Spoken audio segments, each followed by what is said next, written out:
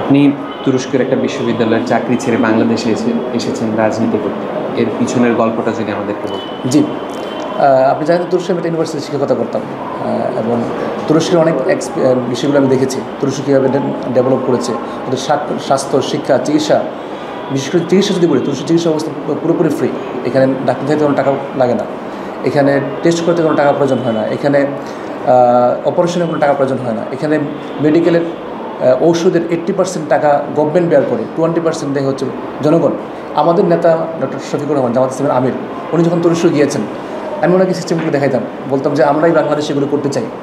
এবার যখন গাজীপুর 6 নির্বাচনের প্রার্থী যখন ঘোষণা করা হবে জামাত থেকে, তখন তো তিনি আমাকে দেশ থেকে ওখান থেকে চলে আসতে বলছেন, তুমি আসো, তুমি এসে এই গাজীপুর মানুষের জন্য কাজ করো, গাজীপুরের মানুষের জন্য নতুন একটা গাজীপুর, নতুন একটা বাংলাদেশ তুমি তৈরি করো। এই কারণে তুরস্ক থেকে চলে আসা এবং আমাদের প্রিয় গাজীপুরের জন্য, আমার জন্মভূমির জন্য কাজ করার চিন্তা করা। আপনি যখন এই সিদ্ধান্ত নিয়েছেন, আপনার পরিবার এই বিষয়টা কিভাবে নিয়েছে? যে দেখেন, প্রত্যেকটা বাবা মাই চায় যে তার সন্তানটা একটু নিরাপদে থাকুক। স্বভাবতই ইনিশিয়ালি বাবা মায়ের রেসপন্সটা একটু নেতিবাচকই ছিল, যে তুমি তো বাবা ওখানে শান্তিতে আসো, সেখানে থাকো। আবার একটা আনসার্টেন লাইফে চলে আসা, এই ধরনের কিছু নেতিবাচক বিষয় ছিল পরিবারের পক্ষ থেকে।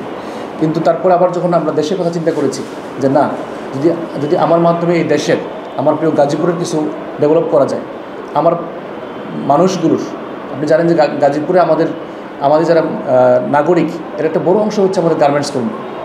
তারা একটা বাসায় থাকে, একটা রুমে থাকে, যে রুমটা খুবই ছোট। এই রুমে তার পরিবার নিয়ে তারা থাকে, তার ছেলে, তার কোথাও কোথাও বাবা মা, এক রুমে 7 থেকে 8 জন থাকে। তার যখন বাসা ভাড়ার টাকা ম্যানেজ হয়, তখন খাওয়ার টাকা ম্যানেজ হয় না। যখন খাওয়ার টাকা হয়, তখন তার চিকিৎসা টাকাটা তার বেতন থেকে হয় না। এমন একটা একটা অসহনীয় লাইফ আমার গাজীপুরের মানুষজন, গাজীপুরের বিশেষ করে আমার গার্মেন্টসের কর্মী ভাই এবং বোনেরা পার করছে। তো আমরা যারা দেশের বাইরে লাক্সারিয়াস লাইফ লিড করি, এটা আমাদের জন্য নিঃসন্দেহে দায়িত্ব হচ্ছে আমার এলাকার মানুষের জন্য কাজ করা, আমার জন্মভূমি মানুষের জন্য কাজ করা।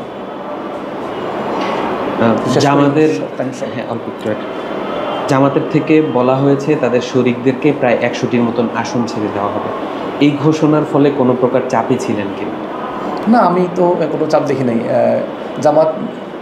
দেখেন, জামাত ইসলাম এমন একটা দল, এখানে প্রার্থীদের খুব বেশি চাপে থাকার সুযোগ নেই, দরকারও নাই। আমরা জামাত ইসলাম এমন একটা দল, যেই দলের যে কোনো প্রার্থী, আমাদের আমিরে জামাত সহ, আমাদের আমিরে জামাত যদি বলা হয়, সংগঠন যদি চিন্তা করে যে আপনি নির্বাচন করতে পারবেন না, আমিরে জামাত নির্বাচন করবেন না, এটা উনি নিজেই বলেছেন। আবার আমির জামাতকে যদি বলা হয় যে আপনি নির্বাচন এখান থেকে করতে হবে, আমির জামাত করবেন। তো আমাদের সবাই আমাদের দায়িত্ব, একটা শৃঙ্খলাবোধের মধ্যে আমরা রয়েছি, আমরা সংগঠনে আনুগত্য করার খুব প্রাধান্য দিই। তো এই জন্য কোনো চাপ নাই সেখানে। আপনার আসন থেকে আপনার কাকে আপনার প্রতিদ্বন্দ্বী মনে হচ্ছে? দেখেন, আমরা কাউকে প্রতিদ্বন্দ্বী মনে করি না, আমরা প্রতিযোগী। এখানে আমরা নির্বাচনে নেমেছি, আমরা বেটার সার্ভিস কীভাবে দিতে পারি, এটার জন্য আমরা প্রতিযোগিতা করতে পারি।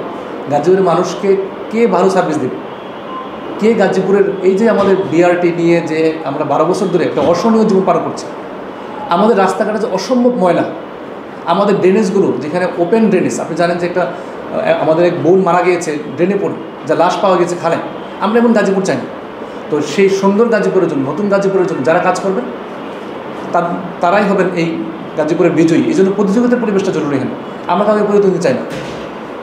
কিছুদিন আগে বিএনপির একজন নেতা মঞ্চে বলেছে, যদি কেউ দাঁড়িপাল্লায় ভোট দেওয়ার কথা মুখে আনে, তার জিভ টেনে ছিঁড়ে ফেলা হবে। এই বক্তব্যর আপনার প্রতিক্রিয়া কী ছিল? আপনি শুনেছেন? জি, আমি শুনেছি। এটা হয়তো ওনার জায়গা থেকে উনি বলেছেন। আমরা জামাত ইসলামী কারো জিভ টেনে ছিঁড়তে চাই না।